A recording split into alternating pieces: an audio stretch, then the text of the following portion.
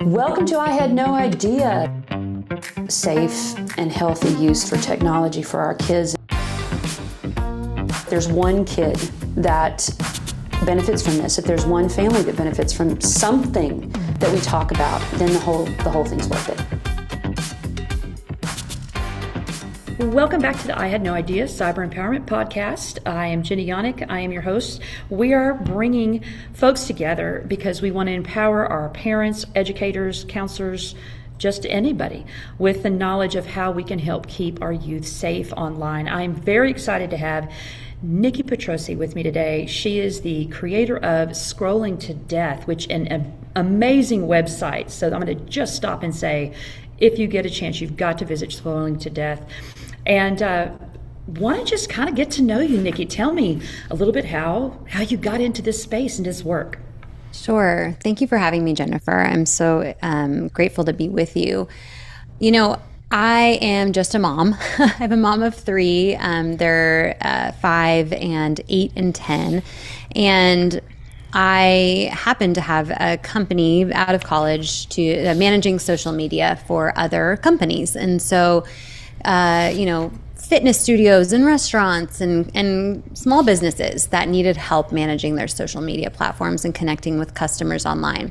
And back then it was a great way to connect. There wasn't a lot of the addictive features, and it really was, I was connecting with people online that were looking for deals of the day and different things. Anyways, it evolved a lot. And over time, I ended up managing social media for global technology companies.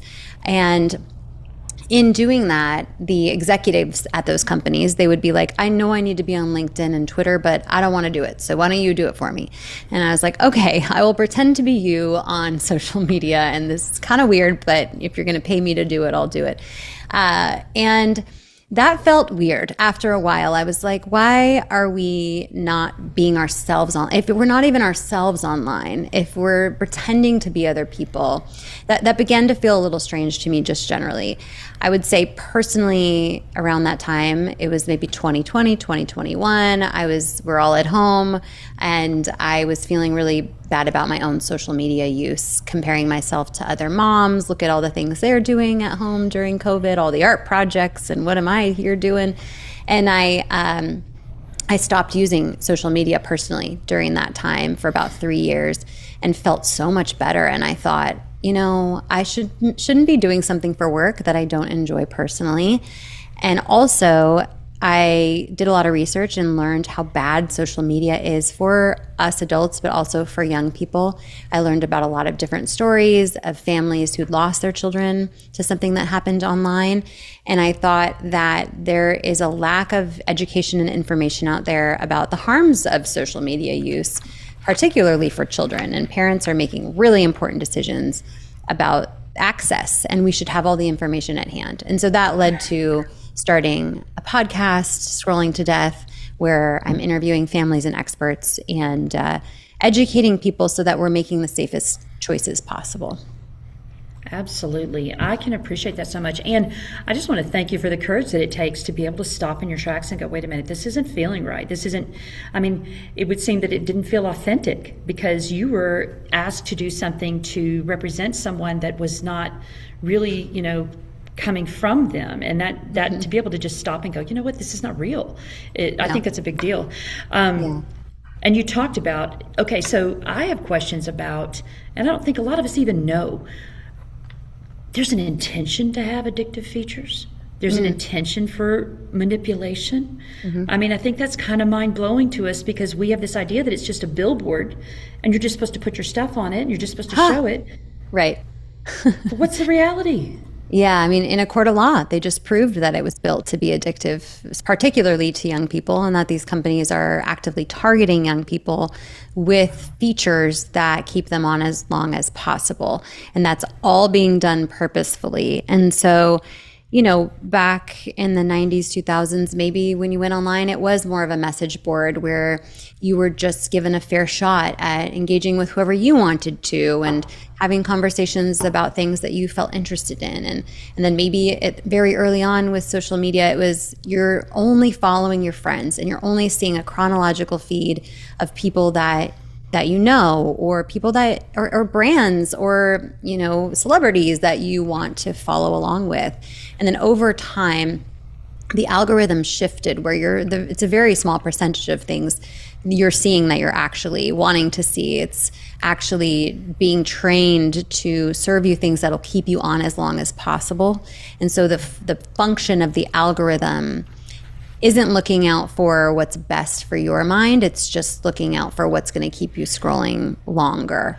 And so these products have developed algorithms, infinite scroll, likes and comments are built, notifications, all built to keep you on as long as possible and create dependence. And that's what was actually proven in a recent court decision in the state of California. That was a lawsuit brought by a 20-year-old woman against Meta and YouTube. And they were found liable for addicting her and failing to warn the public about the dangers of their platforms.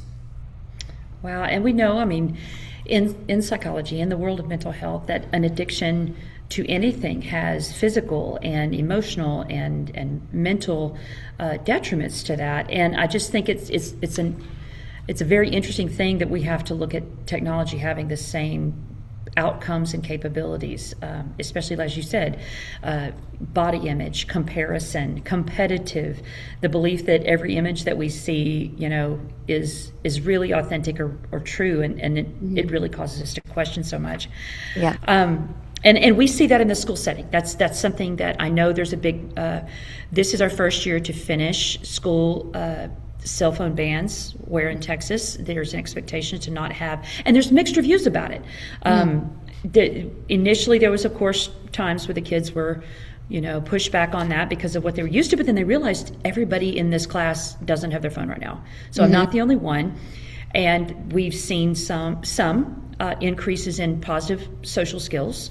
Kids are talking to kids again, and that conversation piece that's been lost in the last few years. So I think that trying to have the balance and trying to regain what we've lost from this rampant manipulative behavior going on is hopefully progressing. Yeah. I actually got to listen to one of your podcasts. You were talking to a teacher, and she was sharing about the challenges of trying to capture the attention of students who are now in this program state for gaming, for social media and technology. Yeah. What are some of those conversations, like for real life moms and dads and teachers and people trying to engage with kids when it seems like there's a barrier sometimes, and technology is that barrier? It's definitely a barrier. And I learned so much through talking with teachers. That I did that pretty early on, maybe 2024 and a little bit in 2025. I did a series, Teachers Talk the Truth About Screens at School. And I was really just trying to educate myself and others on it. I think it started out with definitely the phone use at schools. We say kids have phones at schools, but these are not, I'm holding up my phone. These are not phones, they're supercomputers. It's not something they can just use to call their parent if they need something. It's giving them access to the whole wide world and all the predatory and addictive platforms that they can get to. And it's so easy to get around any, Wi-Fi restrictions that the school offers. So it's completely reasonable for schools to be banning phone use throughout the day. And there's lots of conversation that can be had about how to best do that. But, I also learned about school-issued devices and what kids are getting access to through those. And that started me on a whole other journey of the lack of safety when it comes to the devices our kids are given at school. And schools have small budgets when it comes to protecting and monitoring those devices.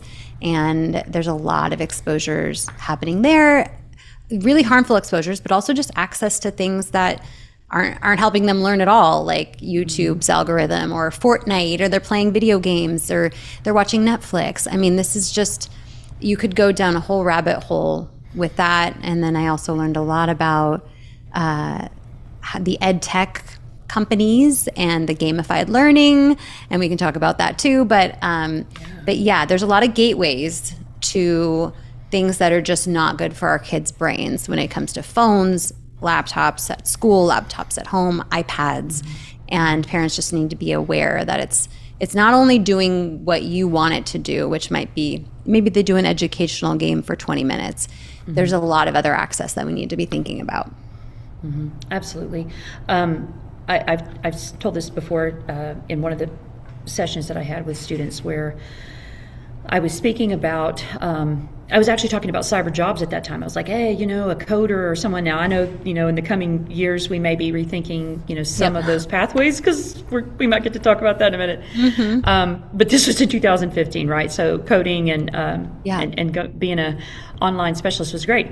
And a kid came up to me afterwards, and he was so pale and he was so just exhausted looking. And he asked me, he said, if I go into law enforcement to try to catch the bad guys who are online, will it help? And it was so random the way he said that. And I asked him to explain that. And he said, will it help for people to not get hurt online?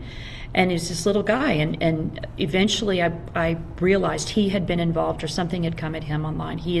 And what it was is that he had access to the dark web.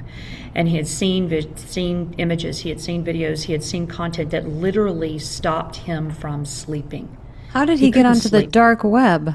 He was able to figure it out. And it was not that, and that to me was such a tragedy for what I was looking in front of me, was this hollow little guy who and he said, I want to help them because I can't sleep. I can't sleep.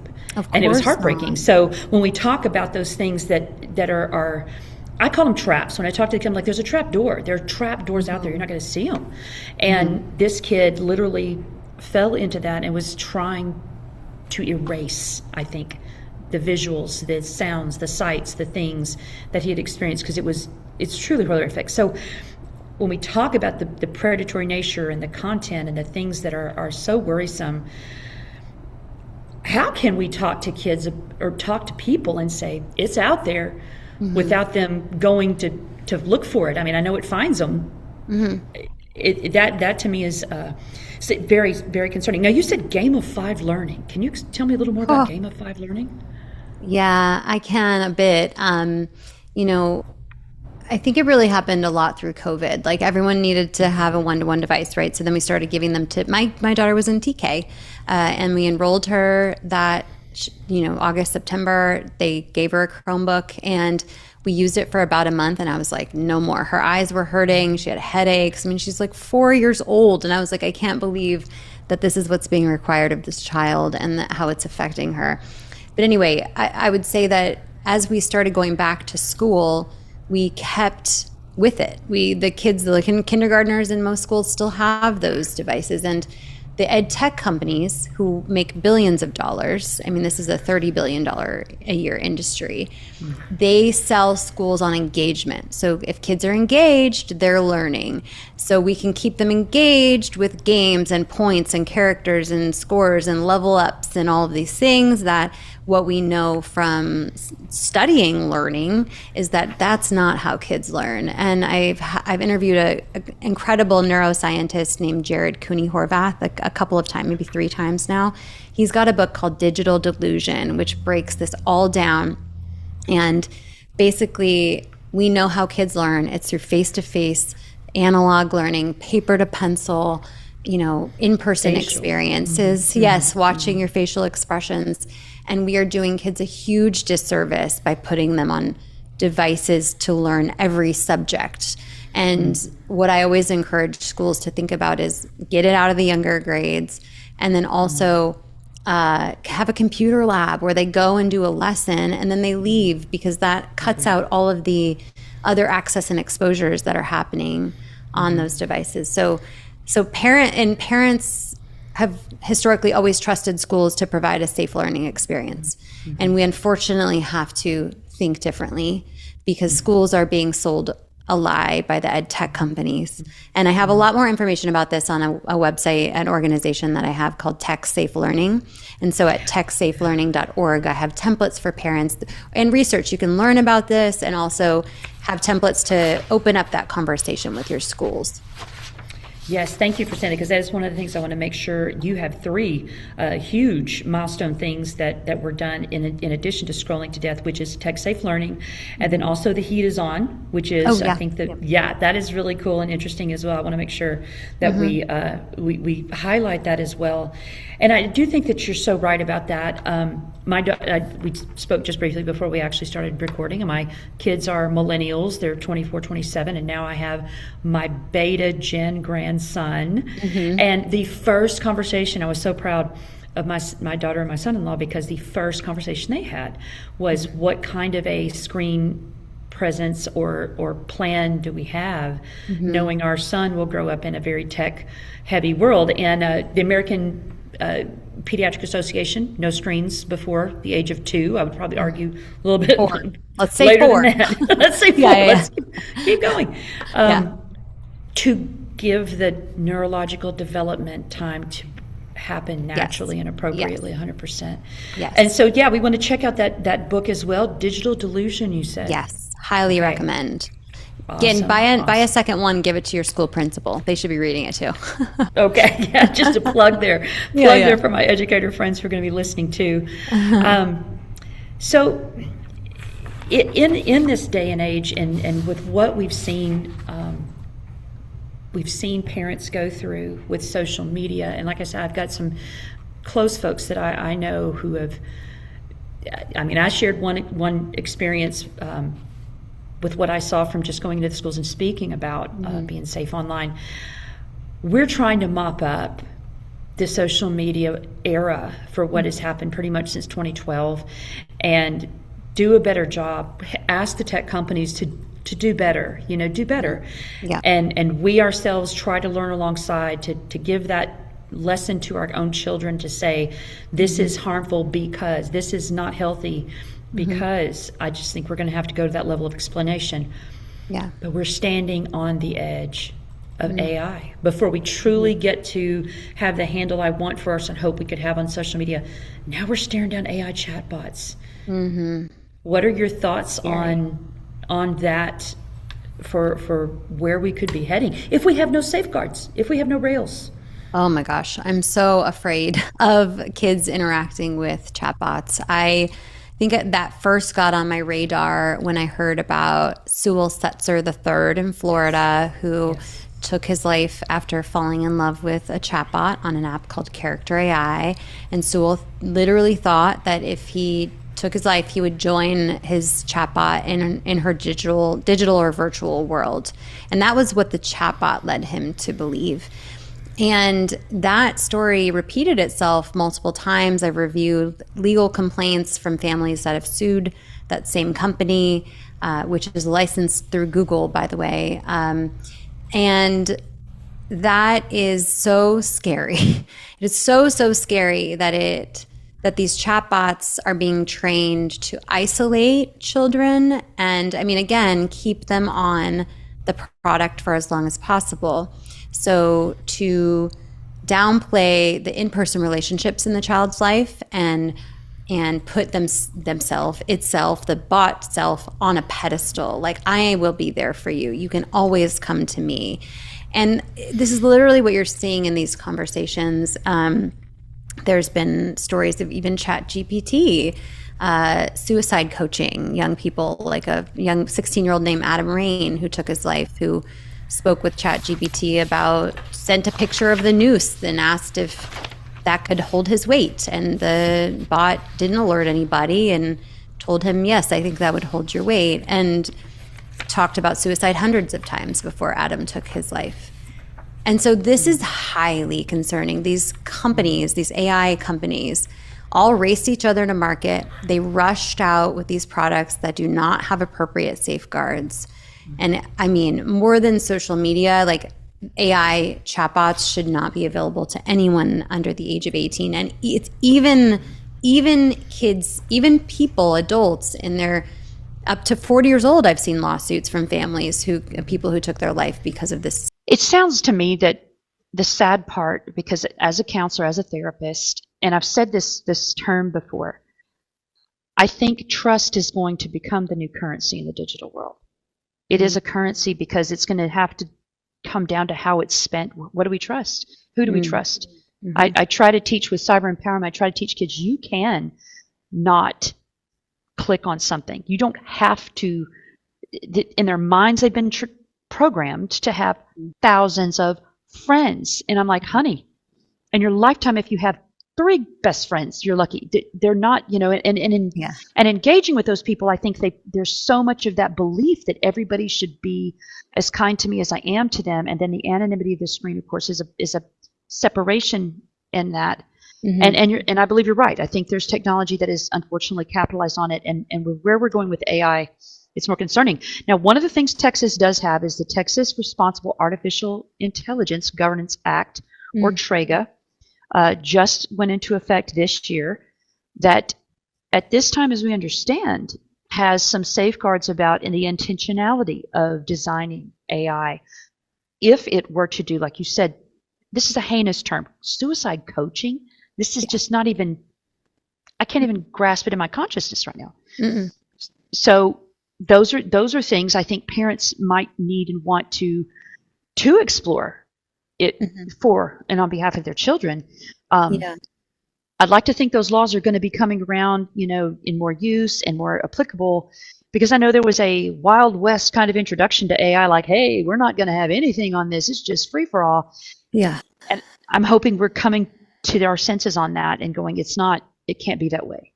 Yeah, well, that's mostly because the AI companies spend tens of millions of dollars a year lobbying against laws that would regulate them, but also trying to slip in preemption into federal laws and state laws, meaning that AI, whatever the regulation would be, whatever the law says, AI is preempt from that, because we have to be the AI superpower and compete with other countries in regard to AI. And so what gets wrapped up in that is child safety and AI platforms that our kids are accessing, and they should absolutely not be preempt from online safety laws. Yeah. And so that's a fight that's being had amongst kind of behind the scenes amongst a lot of online safety groups. And I mean, every day, pretty much, I'm getting updates on it. Like, they were in this office and now they're in that office, and the bad guys are in this, and we're having to just chase them down and try to stop this from happening. It's horrible. Wow. It just seems to be going so fast. The development, you're almost playing whack-a-mole with something new popping up every day. And that's something that I think has been a hard thing for us to keep up with too. And as I said, I learn from kids. So even when I go to do the presentations and we'll be setting up, I might ask the kids, hey, what's the new hot game right now? What's everybody doing? And they're, oh yeah, we still do Roblox or Discord. And I'm just going, do you know those things can be just magnets for the bad guys? So we talk about that. The new one, Rust. There's a new one that the kids have called Rust that they told me about. I don't know that one. Yeah, Rust.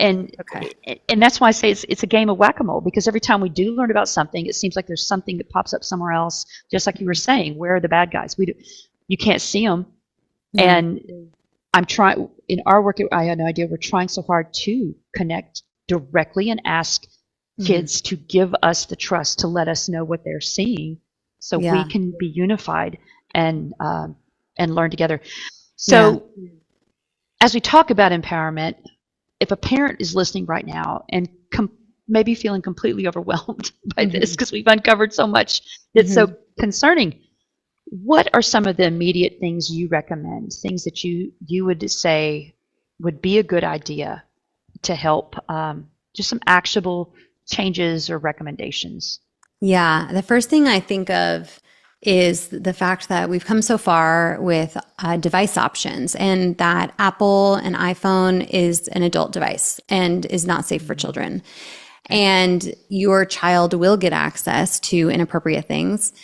These kids are probably downloading that Rust app that you just mentioned, and the parents don't know what it is. Same thing was with the Character AI chatbot app. The parents thought it looks like cartoons, and it turned out to be super dangerous. And so with a safer device that was built for children, One of the best companies is Bark. Bark. With their products, you completely control what the kids can download, who the kids can talk to. And if they are messaging and there's something concerning, cyberbullying or self-harm talk, anything, you get an alert and you can address it. And so we absolutely need to be using devices built for children and not adult devices. That's like number one. And that includes, unfortunately, Apple iPads. I really hope that I no longer see toddlers with iPads at restaurants or at the grocery store or at the zoo or all the places that we see that happening, because that just is wiring their brain for addiction. And we know that now.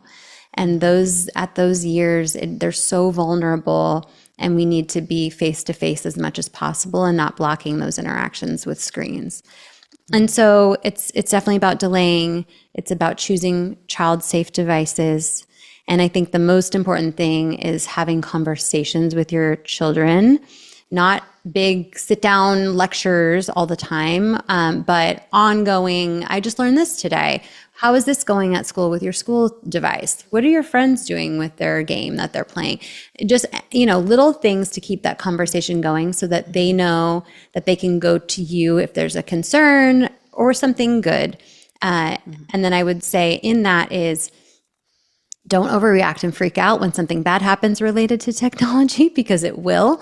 And if you punish them and shame them, they'll no longer come to you.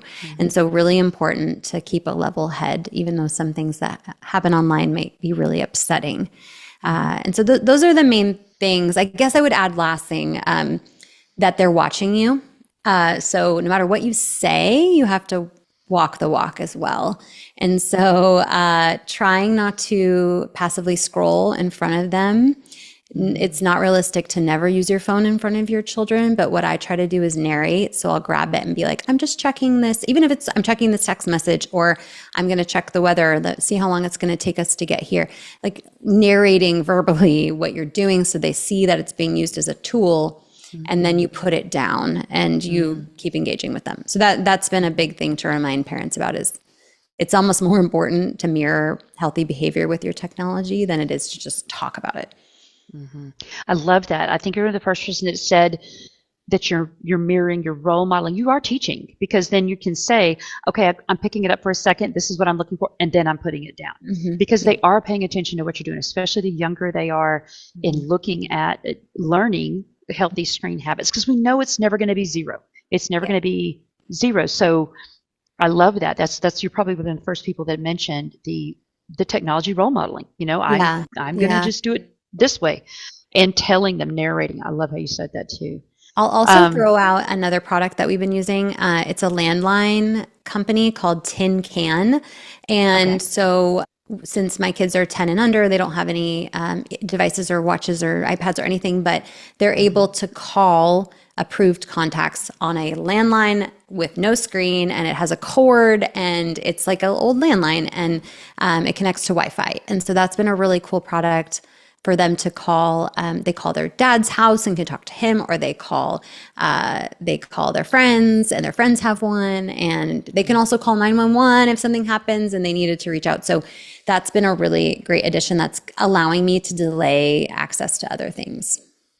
I love that. It's and what I kind of nickname it's training wheels. You remember how whenever we used to ride our bikes, we had training wheels on it so that we could not have to fall down, and we got our balance. We learned our balance on this. So it's the same thing with technology. You're taking those steps up into what we know will be full responsible use. Because that's a question.